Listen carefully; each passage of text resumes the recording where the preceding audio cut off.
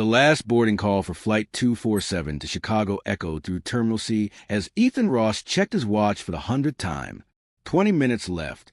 Just 20 minutes between him and the interview that could change his life forever. His worn boots squeaked on the polished floor as he hurried toward Gate 32.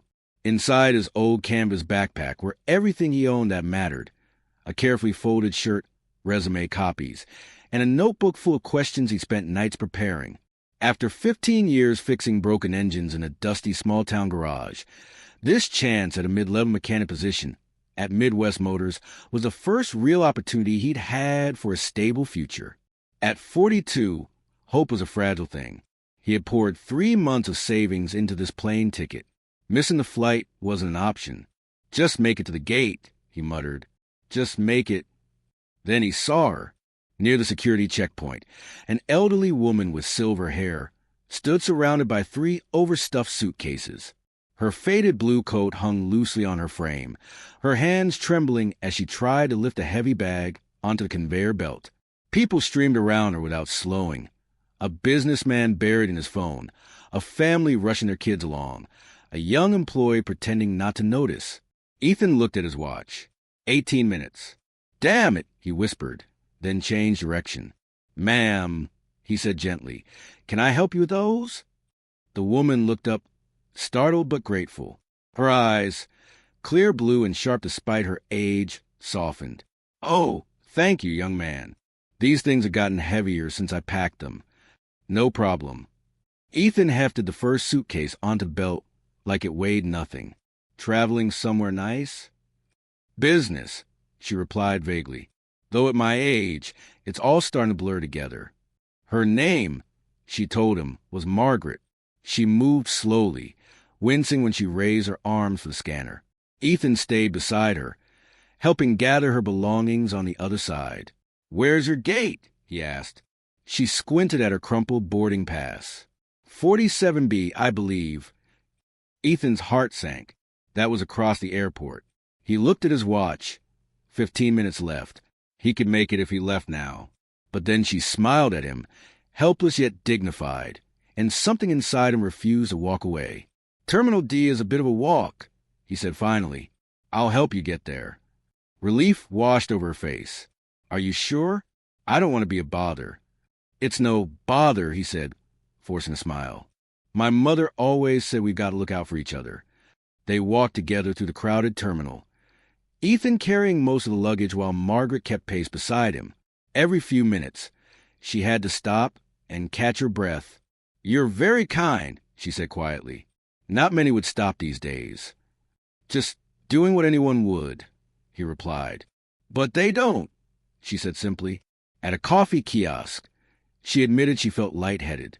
"I forgot breakfast this morning." Ethan checked his watch. 10 minutes. He was already late. "I'll get you something," he said, setting the bags down. "Tea?" "Sandwich. Tea would be lovely." He returned with a steaming cup and a blueberry muffin. She smiled gratefully. "What brings you to the airport, Ethan?" she asked. "Job interview," he said. "Chicago. Kind of a big one." Her eyes flicked toward the nearby departures board. Flight 247 to Chicago.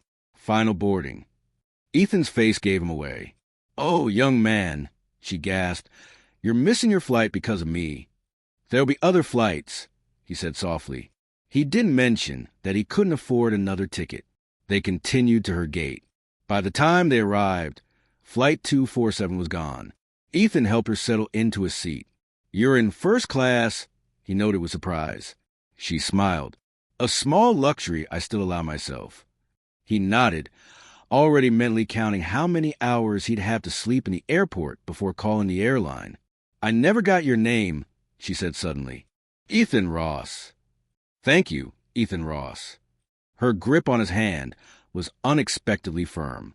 "I won't forget this." When she boarded her flight, Ethan sat on a bench by baggage claim, exhausted. His phone battery was dead. His interview was gone. His savings were nearly gone, too. He leaned back, closed his eyes, and told himself not to cry. Hours later, he woke to the hum of cleaning carts and flickering airport lights. The crowd was gone. The day was over. That's when headlights flashed outside.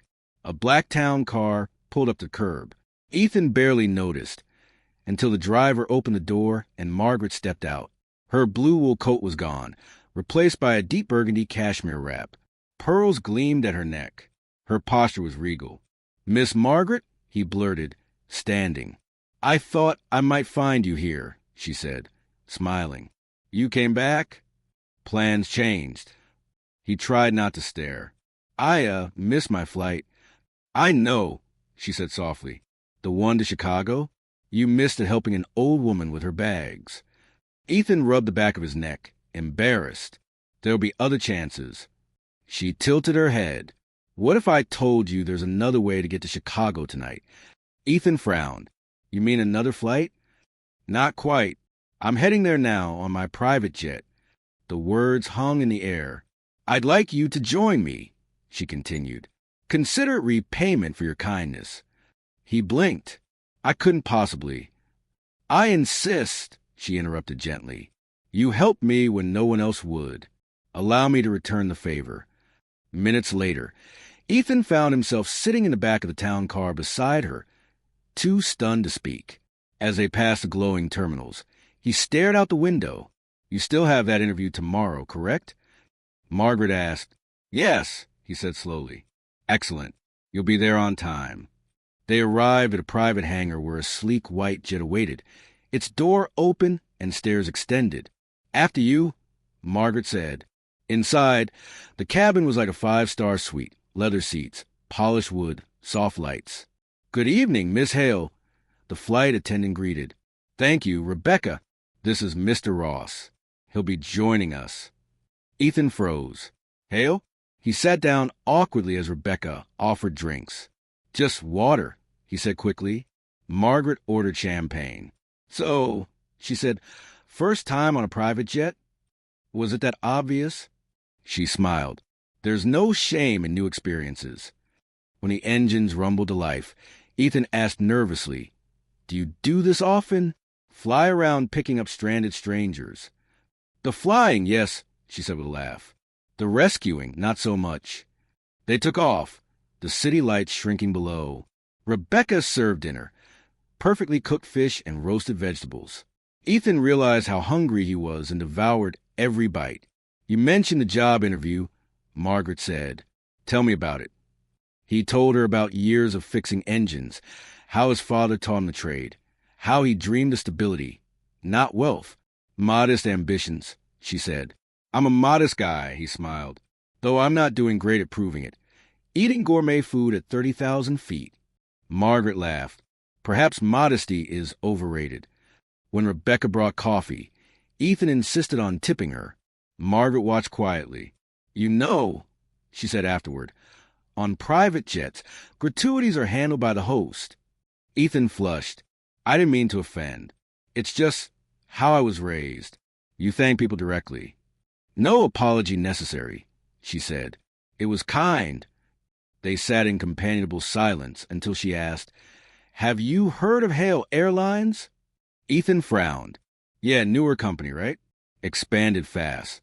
"That's right," she said. "You're aboard one of our executive jets." He blinked. "Wait, you work for them?" She smiled faintly, in a manner of speaking. "My name is Margaret Hale. I founded Hale Airlines 15 years ago." The cup froze in his hand. "You're the owner?" "The founder and CEO," she confirmed. He could only stare as the truth sank in.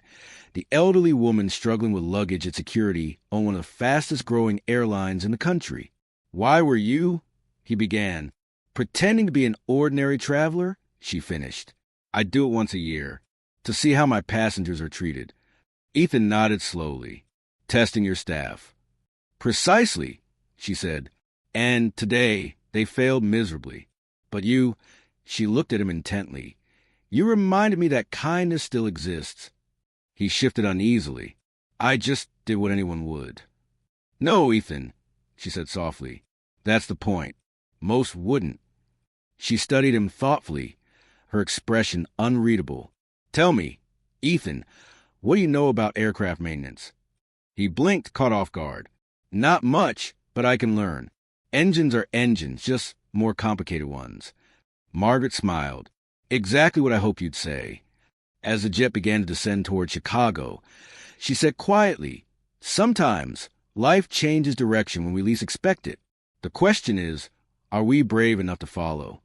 The jet touched down smoothly on the Chicago runway at midnight, lights glittering against a rain-slicked tarmac. Ethan stared out the window, his heart still hammering from everything that had happened. When they stepped off the plane, a sleek black SUV was waiting. The driver opened the door. Without a word, Margaret turned to him and said, "I took the liberty of calling your hotel. They'll expect you. Room and meals are covered." He blinked. "Miss Hale, I can't accept that." She smiled. "You can, and you will. You'll need your rest before your interview." He hesitated. "Why are you doing this for me?" Margaret's gaze softened. "Because, Mr. Ross, the world needs more people who act from the heart. And because I have a feeling your story isn't meant to end in a small-town garage." The SUV ride to downtown Chicago felt surreal. As the city skyline rose before them, Ethan tried to calm his thoughts. Maybe she was just being kind. Maybe this was all just coincidence. When they arrived at the hotel, a 5-star tower of glass and steel, the receptionist greeted them by name. "Welcome back, Miss Hale." "Thank you, Clara.